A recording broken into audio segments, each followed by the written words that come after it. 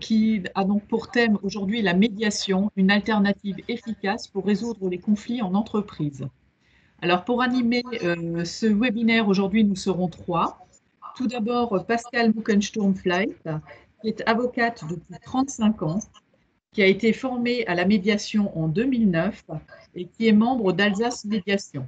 Pascal nous parlera de la médiation. Ensuite, Stéphanie Kurt, qui est conseillère en entreprise et juriste à la CCI. Elle est également coordinateur des affaires franco-allemandes. Et Stéphanie nous parlera de la plateforme médiation mise en place par la CCI. Et enfin, j'interviendrai. Moi, je suis Emmanuel Goetz. Je suis responsable formation au CCI Campus. Je suis médiateur également. Et je vous parlerai de la formation de base à la médiation que nous avons mise en place au CCI Campus. Ensuite, nous aurons également un moment d'échange qui nous permettra notamment de répondre à vos questions si vous en avez. Voilà. Durant cette intervention, je vous remercierai de couper vos micros pour éviter les effets d'écho. Merci beaucoup. Alors pour démarrer, je vais vous présenter le CCI Campus, qui est l'organisateur de ce webinaire. Donc le CCI Campus Alsace, c'est un centre de formation qui est au service des entreprises. Notre objectif est de répondre aux besoins de formation des entreprises. Et alors, nos formations s'organisent sur 3 sites essentiellement, donc Strasbourg, Colmar et Mulhouse. Et nous formons chaque année près de 8800 stagiaires. Alors, nous proposons des formations diplômantes, 32 diplômes qui vont du bac plus 2 au bac plus 5. Nous formons chaque année près de 1900 apprenants, tous en alternance. Et nous avons un très bon taux d'insertion avec 85% d'insertion. Nous proposons également des formations courtes pour les salariés qui sont actuellement en entreprise. Ils font dans 21 domaines d'activité. Donc, dans ces domaines d'activité, il y a notamment les langues, le management, l'efficacité professionnelle, l'informatique. Certaines de ces formations sont finançables via le CPF. Voilà. Alors, je passe la parole à Pascal Muckensturm-Fleit qui va nous présenter donc la médiation. Merci Emmanuel. Bonjour tout le monde et merci de participer à cette réunion qui doit être intéressante où j'ai la mission de vous parler de la médiation et de la médiation qui peut vous intéresser dans votre entreprise avec les difficultés qui peuvent y surgir ou également avec des tiers à l'extérieur de l'entreprise. Alors la médiation, je pourrais vous en parler et on pourrait vous en parler pour des heures. Donc on va essayer de vous donner un certain nombre d'idées et de vous expliquer et de vous convaincre en quoi elle présente un intérêt pour vous, chef d'entreprise. Alors, une toute petite introduction, elle n'est pas, dans les éléments que vous avez sous les yeux. Je crois que je suis intervenue pour la première fois en 2005. C'est vous dire que ça date. Il y a une réunion qui a été organisée à Mulhouse avec des magistrats pour qu'on parle de la médiation parce qu'à ce moment-là, on commençait à en parler dans les juridictions. J'étais un petit peu sceptique, je ne savais pas trop de quoi il s'agissait et j'ai travaillé un peu cette question et j'ai fait des recherches et la définition ou les éléments qui me sont venus à l'idée étaient les suivants. Autre chose, ailleurs, dans un autre lieu, d'une autre manière, mais pas à la place d'eux. Et je crois que la médiation, c'est effectivement cela.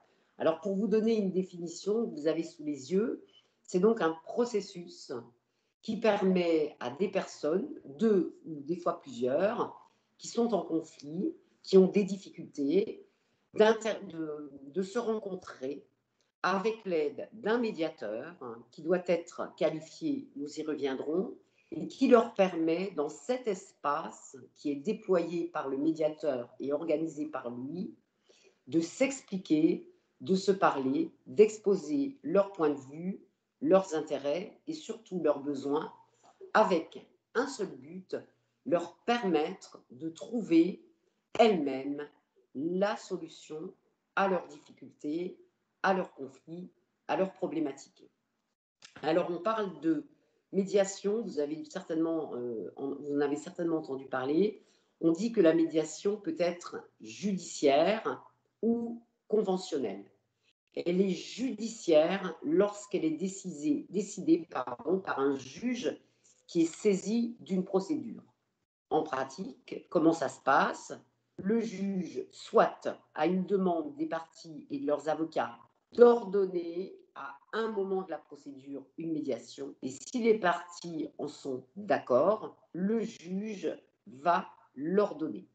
Et il va désigner un médiateur qu'il aura choisi pour mener cette médiation. Je précise que lorsque le juge ordonne la médiation, donc après avoir recueilli l'accord des parties, il n'est pas dessaisi de la procédure. Et les parties peuvent revenir vers lui, soit parce qu'elles auront trouvé un accord qu'elles feront ou non homologuer, de telle sorte qu'après l'homologation, l'accord aura valeur de jugement qui pourra être exécuté, ou alors les parties reviendront devant le juge et poursuivront leur procédure parce qu'elles n'auront pas réussi à trouver un terrain d'entente. Une petite parenthèse, la médiation est inscrite dans la loi depuis déjà longtemps et elle l'est de plus en plus. Depuis la dernière réforme, il n'est plus possible pour des parties de saisir un juge lorsque la valeur en litige est inférieure à 5 000 € sans avoir au préalable tenté de recourir à un mode amiable de règlement du conflit qui peut être soit la médiation, mais qui peut être aussi la conciliation.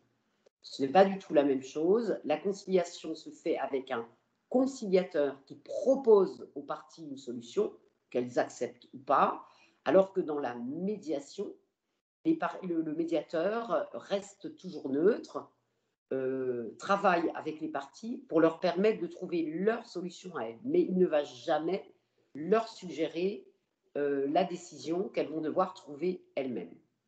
On parle de médiation conventionnelle lorsque les parties elles-mêmes décident, en dehors de toute procédure, donc le juge n'est pas saisi, de recourir à un médiateur. Ce qu'il faut comprendre de la médiation, c'est qu'il s'agit, on dit, d'un processus volontaire auquel adhèrent les parties. Ça veut dire qu'il n'y a pas de médiation possible lorsque ne serait-ce qu'une des parties qui est impliquée dans un conflit ne le souhaite pas. C'est important, il n'y a pas de possibilité de contraindre les personnes à discuter et de trouver un accord. À un moment donné, et cela existe encore dans la loi, il y avait la possibilité pour le juge d'enjoindre aux parties de rencontrer un médiateur, et le médiateur avait alors l'obligation de leur expliquer ce qu'était la médiation et de voir si elles souhaitaient rentrer en médiation. À titre d'exemple, sur Colmar, à un moment donné, lorsqu'il y avait des audiences du juge d'affaires familiales, on envoyait systématiquement les personnes avec l'obligation de rencontrer un médiateur. On l'a abandonné parce que ça ne fonctionnait pas trop, que ce n'était pas bien perçu, que ce n'était pas compris, et que probablement n'y avait-il pas le temps qui était nécessaire pour arriver bien à mettre les personnes en condition et pour donner leur accord. On fait la même chose au niveau des audiences de référé dans des litiges civils, commerciaux, où on propose aux parties de rencontrer un médiateur. Mais il faut qu'il y ait une réelle volonté des parties de rencontrer le médiateur. Et je dois dire que lorsqu'on est désigné, c'est une phase qui est extrêmement importante, d'arriver à expliquer aux parties ce qu'est la médiation, quel peut être l'intérêt pour elles de s'en remettre à un tel processus. Et j'ai envie de dire que dans une médiation, le fait de faire venir les parties en médiation, alors je me garderai bien de dire que c'est déjà la moitié du travail qui est accompli, mais c'est une grande partie du travail, parce que le fait que les personnes y viennent, ça veut dire qu'elles sont en capacité de venir discuter et très certainement de trouver une solution à leurs difficultés. Donc, c'est fondamental de bien penser que c'est un processus tout à fait volontaire, avec lequel on doit être d'accord au moment où il va être mis en place, mais que l'on peut aussi stopper à tout moment. Les parties ont cette liberté-là, lorsque le processus, pour une raison ou une autre, ne leur convient pas, d'y mettre un terme. Donc, le caractère volontaire de la médiation existe au niveau de la décision au départ d'y aller ou pas, et persiste durant tout le processus de la médiation. C'est extrêmement important, et je dois dire que le médiateur a la même liberté s'il se rencontre à un moment donné, à un moment donné que les conditions ne sont pas réunies et qu'il y a une difficulté, par exemple que quelqu'un cache un élément important ou qu'il y a un élément qui touche à l'ordre public, eh bien le médiateur a la même liberté.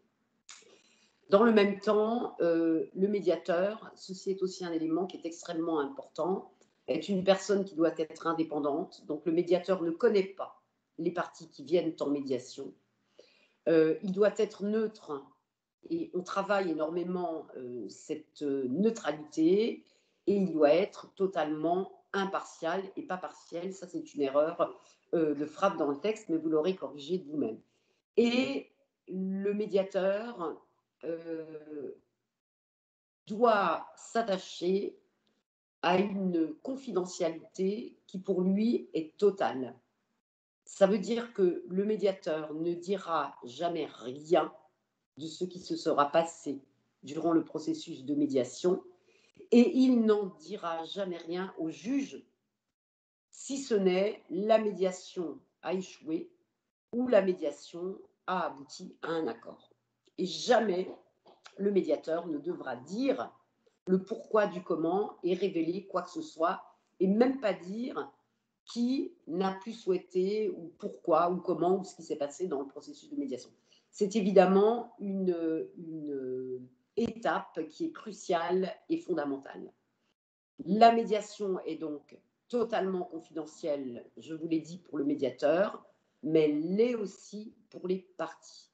C'est-à-dire que lorsque nous rentrons en médiation, nous élaborons une convention de médiation que nous discutons avec les personnes, nous leur la faisons signer et les personnes s'engagent à cette confidentialité qui signifie pour elles de ne rien révéler de ce qui se sera dit pendant tout ce processus de médiation, sauf, bien entendu, lorsqu'elles parviennent à un accord, qu'elles en écrivent quelque chose, qu'elles décident quelque chose et qu'elles décident alors de déconfidentialiser quelque chose. Alors, question qui se pose, comment peut-on être sûr dans ce processus de médiation que lorsque je vais m'exprimer, l'autre ne va pas l'utiliser, ne va pas le divulguer, ne va pas rompre cet engagement de confidentialité. Et en réalité, on constate d'expérience que cette confidentialité, elle existe parce qu'elle existe dans les deux sens.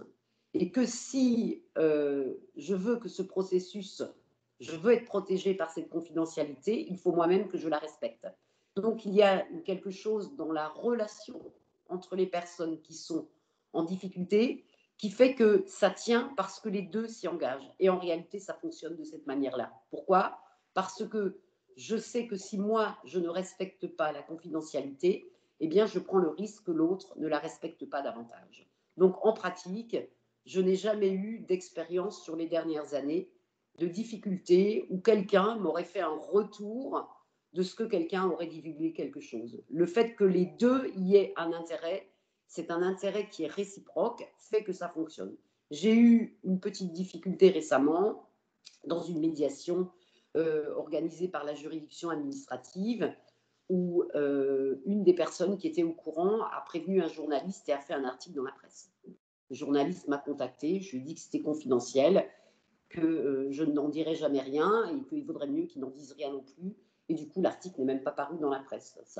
Ça n'avait pas pour objectif de museler la presse, mais d'attirer l'attention du journaliste sur la spécificité de la confidentialité. Donc, en réalité, cette confidentialité, ça fonctionne parfaitement bien. Alors, au sein de l'entreprise, quel peut être l'intérêt de recourir à une médiation ? Alors, quand on est au sein d'une entreprise et qu'on a des difficultés qui peuvent être de différents ordres, entre des associés, entre des salariés, tous les conflits finalement qui peuvent surgir au sein de l'entreprise, la médiation est une indication. Pourquoi ? Parce que ça permet souvent de rétablir le dialogue sans recourir à l'extérieur. Ça permet de rester au sein de l'entreprise, d'essayer de régler le conflit de cette manière-là. Et ça permet de tabler sur l'avenir et de pérenniser la relation. La loi prévoit également la médiation au sein de l'entreprise pour prévenir les risques psychosociaux et notamment le harcèlement moral. J'ai été amenée à intervenir dans une entreprise en conventionnel où il y avait un conflit extrêmement important entre un chef d'équipe et un délégué syndical salarié qui travaillait sous ses ordres dans cette équipe-là.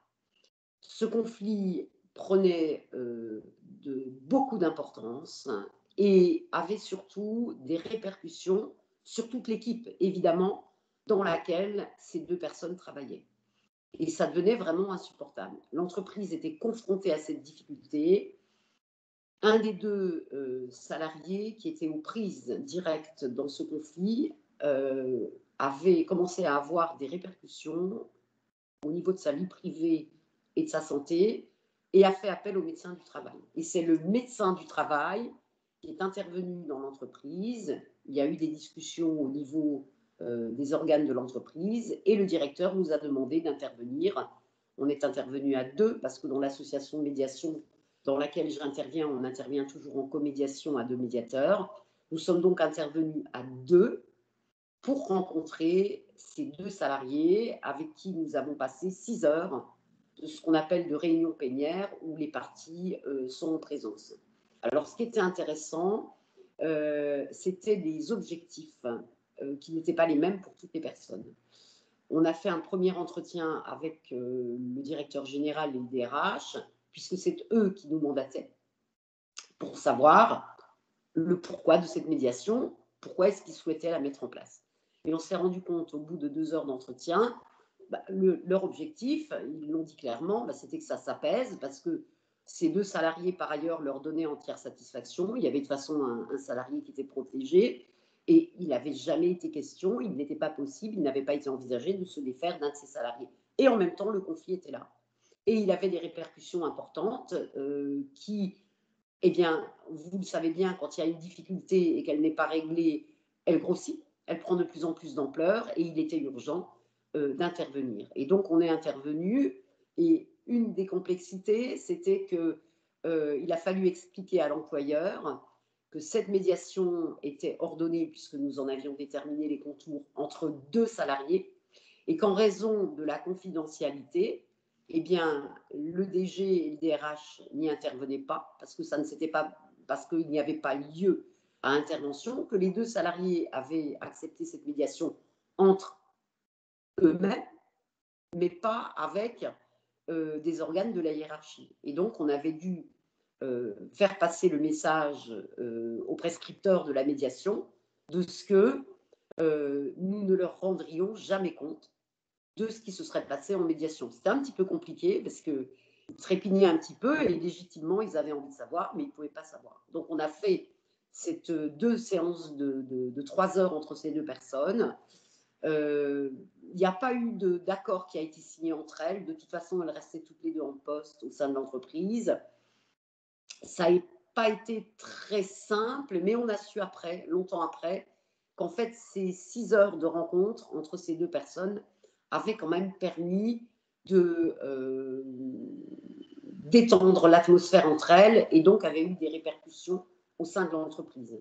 Là, c'était vraiment une intervention intra-entreprise pour une difficulté. Et nous sommes à Alsace Médiation régulièrement appelés par des structures, ces derniers temps, des structures de santé, des EHPAD, des maisons de retraite, où on dit, bon là maintenant on a un conflit important, on n'arrive plus à s'en sortir, entre un cadre et un salarié, il faut que quelqu'un intervienne. Et quand les personnes sont d'accord, on intervient effectivement pour essayer de permettre aux parties de trouver un terrain d'entente.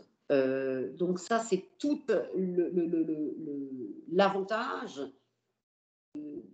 de trouver une solution qui va, j'ai envie de dire, ruisseler, puisque la problématique de 2 ou de 3 personnes entraîne des répercussions souvent sur tout un service et à un moment donné peut-être sur toute une entreprise. Et le fait d'arriver à régler une difficulté entre 2 ou 3 ou 4 salariés, eh bien, va ruisseler sur les autres et va permettre de détendre l'atmosphère. Donc, j'ai envie de dire que la médiation, de toute façon, elle est appropriée pour tout type de difficulté. C'est difficile de dire dans quel cas c'est approprié. Tout conflit peut être résolu par ce biais-là. Alors, c'est pas encore tellement, même si on en parle beaucoup, même si ça s'inscrit dans la loi, même si c'est obligatoire dans certains cas, j'ai envie de dire que c'est pas encore tellement dans notre culture en France.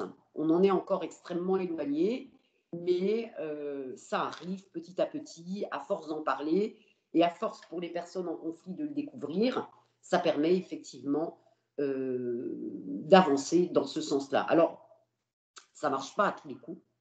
Il faut bien comprendre que, et c'est fondamental de le dire, j'y tiens beaucoup en tant que médiateur, la médiation, ce n'est pas quelque chose de magique. C'est pas à chaque fois on gagne, c'est pas quelque chose qui doit être forcément et obligatoirement le mode de règlement de conflit. Mais c'est simplement une possibilité qui existe et qui permet autre chose. Et pourquoi est-ce que ça permet autre chose? Et je crois que c'est ça ce qu'il faut arriver à comprendre, parce qu'on est tout simplement dans autre chose, dans un autre cadre, qui permet par conséquent de trouver une solution autrement que les personnes ne peuvent même pas imaginer. Lorsque des personnes sont dans un conflit qui est pendant devant une juridiction, elles adoptent une posture, c'est normal, on ne peut pas faire autrement, qui est de dire bah, moi je veux ça, j'ai raison, c'est cela que je veux obtenir. Et l'autre, qui est en désaccord et en conflit avec elle, elle va dire bah, eh bien moi je veux ça. En général, c'est le contraire. Et les personnes sont normalement dans le processus judiciaire enfermées dans une posture qui ne permet pas de sortir de cette posture-là. Quand j'adopte une position et que je dis ben moi j'estime que j'ai raison et je veux ça, évidemment que jamais dans la procédure on va dire mais finalement on pourrait imaginer que et on pourrait trouver autre chose. Et la médiation qui crée cet espace-là où les personnes se parlent, eh bien elles se rendent compte d'abord qu'elles se sont souvent peut-être trompées sur la manière dont elles ont appréhendé les choses, sur la représentation qu'elles avaient de l'autre, sur les difficultés qui peuvent aussi exister pour l'autre. Et lorsqu'il y a une prise de conscience de cela, quelque chose d'autre, alors, est possible et émerge. Et les personnes, en rétablissant la discussion et le dialogue, vont souvent parvenir à trouver un terrain d'entente. Vous allez peut-être me demander, mais même si vous ne me le demandez pas, je vais le dire, est-ce qu'on a des statistiques globalement, sur les dernières années de nos médiations, on a à peu près 60% de réussite. Ça veut dire que dans 60% des cas de médiation qui sont ordonnés, eh bien, les parties parviennent à un accord. Et ce qui est intéressant, c'est que nous avons eu des retours après coup où il n'y a pas eu d'accord, mais où on nous a dit, mais finalement, c'est vrai qu'il n'y a pas eu d'accord, mais ça s'est malgré tout détendu et quelque part, quelque chose s'est mis en route qui a fait que la situation a malgré tout pu évoluer dans un sens favorable.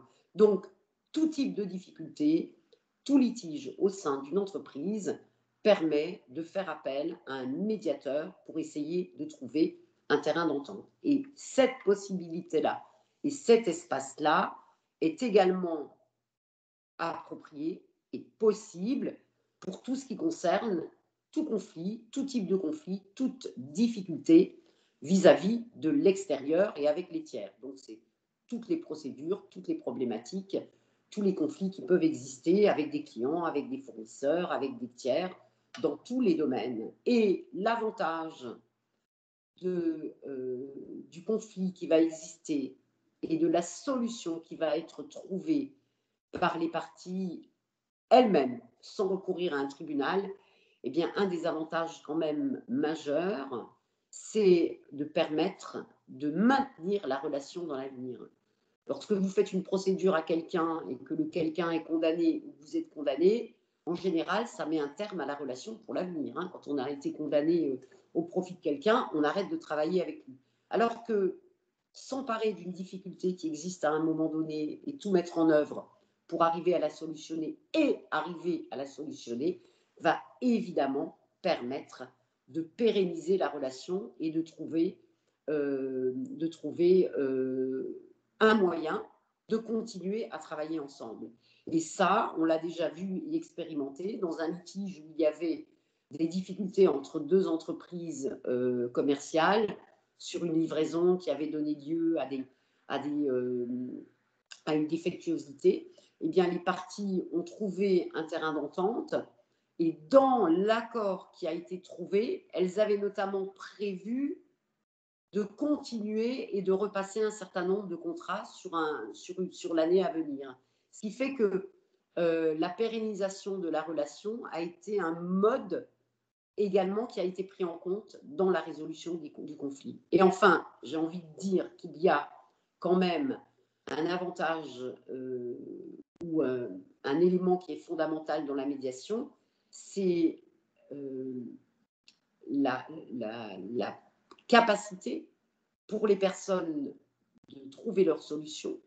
Et quand on trouve sa solution et qu'elle n'est pas imposée par quelqu'un d'autre, bah d'abord, elle donne forcément satisfaction, puisque c'est sa solution à soi. Et surtout, ça permet de reprendre les rênes de ses décisions et sa responsabilité de sa décision. Et c'est quand même plus satisfaisant de décider et de continuer à décider pour soi plutôt que d'attendre que cette décision, qui donnera satisfaction ou pas, plus ou moins, vienne de l'extérieur.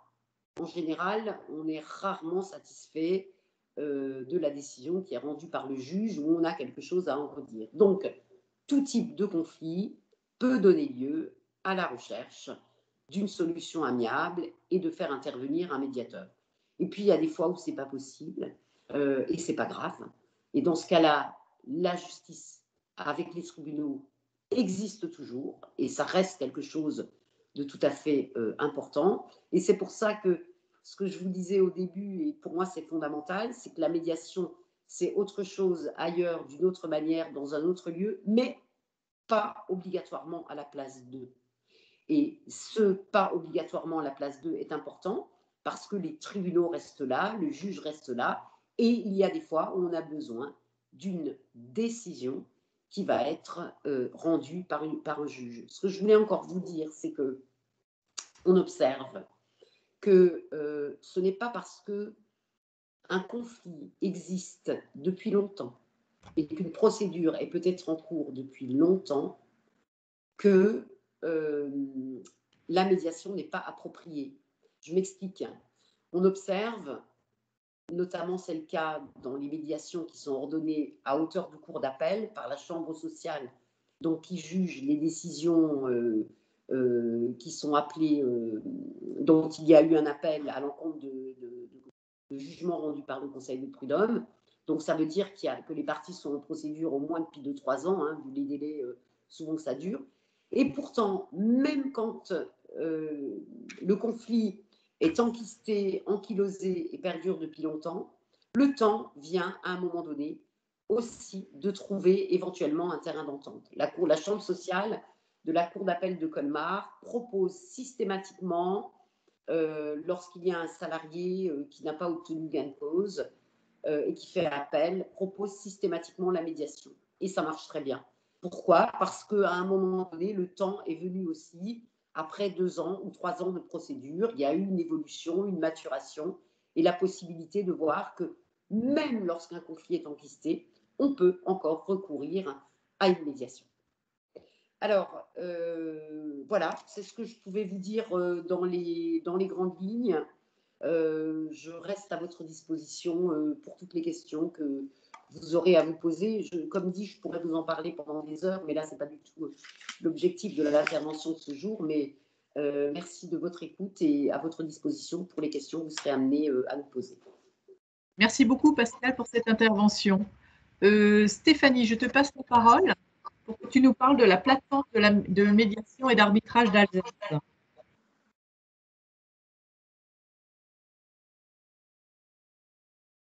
Stéphanie, il faut que tu branches ton micro. Merci beaucoup. Oui, merci Pascal pour la présentation de médiation qui me tient beaucoup à cœur et effectivement, on pourrait encore écouter des heures parce que je trouve ça tellement riche et fascinant. Et effectivement, pour cette raison que Pascal a montré, la CCI a mis en place avec des partenaires qui sont affichés en bas de ce diaporama. Ça veut dire des barreaux, des avocats en Alsace, plus des centres de médiation d'arbitrage. On a mis en place une plateforme de médiation et d'arbitrage Alsace pour proposer quelque chose ici en Alsace aux entreprises. Ça, c'était le but, vraiment être proche de nos entreprises pour permettre de recourir à la médiation. Alors, le point d'entrée de la plateforme est notre service juridique qui gère les demandes qui arrivent chez nous. Et effectivement, on s'adresse à des entreprises pour tout litige intra ou inter-entreprise, ce que Pascal a montré avec des exemples. Soit c'est au sein d'une entreprise, il existe des problèmes, ou entre deux entreprises qui ne trouvent pas de solution. Le périmètre est national et international. Dès qu'on est saisi, on peut passer par notre plateforme, mais effectivement, notre idée, c'était surtout d'être proche parce que vous avez d'autres centres, surtout aussi en portant à Paris. Et nous, on se dit, il faut être ici, en Alsace, pour nos entreprises. Et effectivement, qui me tient beaucoup à cœur, vous avez remarqué, moi je suis allemande. Alors, on a mis en place aussi au sein de cette plateforme une offre spécifique pour des médiations franco-allemandes. Alors, si vous, chef d'entreprise, vous êtes dans le domaine franco-allemand, je veux dire Kehl, c'est juste à côté, le Baden-Württemberg, Rhénanie-Palatinat ou même plus loin, si vous travaillez avec des entreprises allemandes et vous rencontrez des difficultés, n'hésitez pas, vous pouvez nous saisir parce qu'on a des médiateurs spécifiques franco-allemands. Alors, le suivant diaporama, voilà. Pour votre information, quels sont les médiateurs qui sont rattachés à notre plateforme? Alors, effectivement, on a une liste des médiateurs et d'arbitres et bien sûr des critères à respecter pour être sur cette liste. Comme Pascal a expliqué, bien sûr, il y a une obligation d'indépendance, neutralité, impartialité, confidentialité. Voilà. Et notre plateforme demande en plus une formation qu'il faut avoir. Alors, il faut d'abord justifier au moins 20 heures de formation aux techniques de médiation et ou d'arbitrage. Et en plus, on demande tous les ans une formation continue au moins de 20 heures sur la pratique de la médiation ou pour des arbitres, mais ce n'est pas le sujet aujourd'hui, pour la procédure et la pratique d'arbitrage. Alors, effectivement, l'idée de notre plateforme, c'est permettre à des médiateurs d'être sur notre liste dans tous les domaines, si c'est maintenant juriste, avocat, psychologue, chef d'entreprise, avec une spécialité, voilà, elle peut faire une demande. Cette liste des médiateurs est établie annuellement et elle est validée par notre commission de pilotage et de déontologie qui valide soit les candidatures ou annuellement les critères des médiateurs. Et bien sûr, les médiateurs doivent avoir une assurance responsabilité civile, soit ils ont leur propre assurance ou ils sont assurés au travers d'un organisme où ils sont rattachés pour la médiation. Alors, le prochain diapo. Voilà. Et encore comme dernière information, parce que logiquement, les entreprises nous demandent quel est le coût aussi, parce que la médiation, elle a un certain coût. Effectivement, il faut savoir que l'entreprise qui nous saisit, elle doit accompagner la saisine avec des frais administratifs de 200 € hors taxe, parce que nous, service juridique à la CCI, nous, derrière, on prend en charge cette demande et on va organiser la médiation dans le sens qu'on va nommer des médiateurs de la liste. Voilà, ça veut dire qu'il y a déjà 200 € hors taxe frais administratifs. Et après, il y a un tarif indicatif. Ça veut dire que ce sont les médiateurs dans leur convention de médiation qui mettent en place les coûts de la médiation, mais grosso modo, chez nous, le tarif indicatif prévoit pour une demi-journée, alors jusqu'à 4 heures, 980 € hors taxe, peuvent se rajouter location de salle ou déplacement, train, avion ou autre.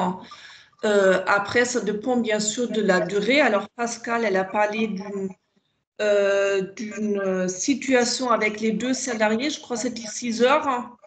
Vous avez dû la durée, voilà, vous voyez, même une demi-journée pourrait déjà permettre à une entreprise de trouver une solution. Ça veut dire alors il ne faut pas comparer le coût du tribunal avec le coût où là, par exemple, là, ça fait à peu près 1 000 €. Il faut mettre en valeur, bon, je mets 1 000 € pour une demi-journée, mais si après je sors avec une solution sous la durée, c'est moins cher qu'aller devant les tribunaux, qui en plus va prendre peut-être des années avec des recours, des appels. Voilà, ça veut dire, ça c'est important à savoir. N'hésitez pas à aller sur notre site internet qui explique plus en détail notre plateforme avec les documents. Vous pouvez toujours nous contacter au service juridique. En tout cas, je reste à votre disposition. Et je donne la parole maintenant à Emmanuel Götz, qui va parler de la formation pour la médiation. Merci beaucoup, Stéphanie. Oui, effectivement. Donc, au CCI Campus, nous avons décidé, en partenariat avec Alsace Médiation, de construire une offre de formation qui est dédiée justement à la médiation. Donc, qui est visé par ces formations? Eh bien, beaucoup de monde, en fait. Le public visé est très vaste. En fait, toute personne qui est amenée à interagir avec d'autres personnes peut être concernée par cette formation. Donc, si vous travaillez en équipe, si vous gérez une équipe, si vous accueillez du public, vous pouvez suivre un ou plusieurs modules de cette formation pour améliorer votre relationnel. Et puis, évidemment, cette formation concerne également les personnes qui se destinent à devenir médiateurs. Donc, il s'agit d'un partenariat avec Alsace Médiation, donc l'ASM. Alsace Médiation, c'est une association qui regroupe des médiateurs sur l'Alsace. Donc, l'avantage d'être en partenariat avec eux, c'est que ce sont des médiateurs qualifiés qui font très régulièrement des médiations. Donc, ils vont vous apporter également une approche terrain. Et ça va vous permettre de rencontrer des médiateurs, d'échanger avec eux. Et ensuite, la CCI va apporter son expertise dans le domaine de la formation professionnelle, puisque nous sommes des professionnels de la formation au CCI Campus. Et donc, évidemment, la CCI vous apporte également le lien avec la plateforme des médiateurs dont Stéphanie vient de vous parler. La formation que nous proposons est une formation à la carte. Donc, si vous voulez devenir médiateur, c'est une formation qui totalise en tout 200 heures de formation. Il y a 16 modules de formation qui ont chacun un thème bien précis, 10 heures par module, plus un tutorat et une évaluation finale qui cumule 40 heures en tout. Et à l'issue de cette formation, vous aurez une certification qui vous permettra notamment d'exercer en tant que médiateur judiciaire. Les médiateurs judiciaires doivent justifier une formation de base de 200 heures et ensuite de 20 heures de formation continue chaque année. Donc, si vous ne souhaitez pas devenir médiateur, mais que vous souhaitez améliorer vos rapports aux autres, vous pourrez choisir un ou plusieurs modules parmi les 7 que nous proposons. Alors, les thèmes des modules, évidemment, il y en a qui portent sur les techniques de médiation. Il y a des modules qui sont consacrés à l'amélioration de notre communication. Il y a un module qui porte sur le conflit, un module sur la psychologie de l'individu en conflit et un module qui porte sur la négociation. Donc, vous voyez, les sujets sont assez vastes.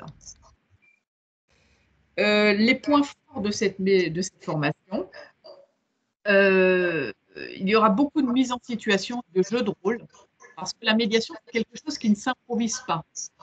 Il y aura beaucoup d'entraînements supervisés par des médiateurs professionnels.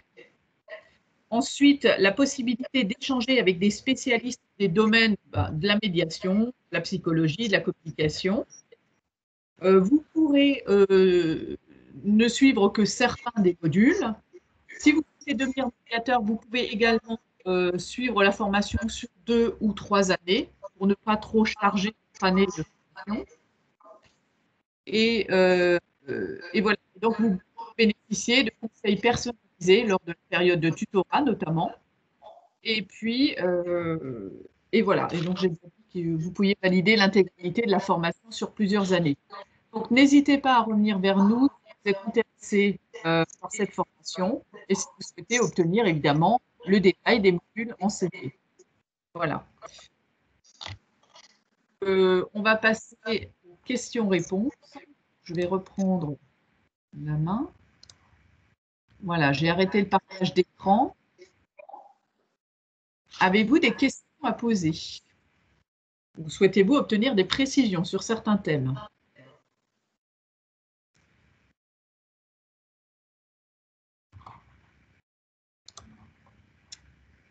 Alors,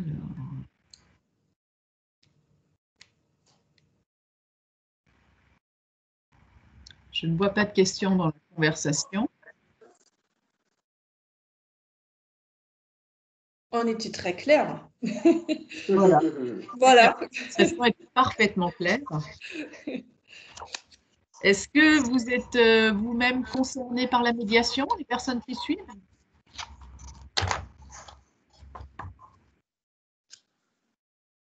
Non.